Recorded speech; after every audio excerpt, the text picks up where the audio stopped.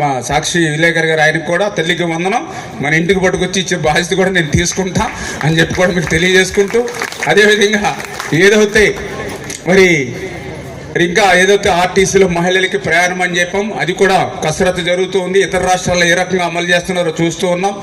అందులో భాగంగా మళ్ళీ ఏదైతే గ్యాస్ 3 సిలిండర్లు ఉచితంగా ఇస్తామని చెప్పాం, అది కూడా రేపు దీపావళి నుంచి ఉచితంగా మీకు గ్యాస్ సిలిండర్ ఇచ్చేటువంటి కార్యక్రమాన్ని కూడా ప్రారంభించాలనేటువంటి నిర్ణయం తీసుకున్నాం.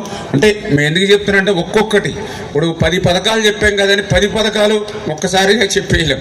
మన భోజనానికి కూర్చుంటే ముందు ఒక స్వీటు, తర్వాత రైసు, తర్వాత కర్రీ, తర్వాత సాంబారు, తర్వాత పెరుగు, తర్వాత అవకాశం ఉంటే ఒక అరటిపండు, తర్వాత ఇంకా అవకాశం ఉంటే ఒక కిళ్ళి. వీళ్ళు ఏమంటారంటే మొత్తం అన్ని కలిపి తినేయమంటున్నారు ఒకేసారి. అన్ని కలిపి తినేస్తే ఏమవుతుంది, మనకు అజీర్తి పెట్టుకుని హాస్పిటల్కి పోతాం.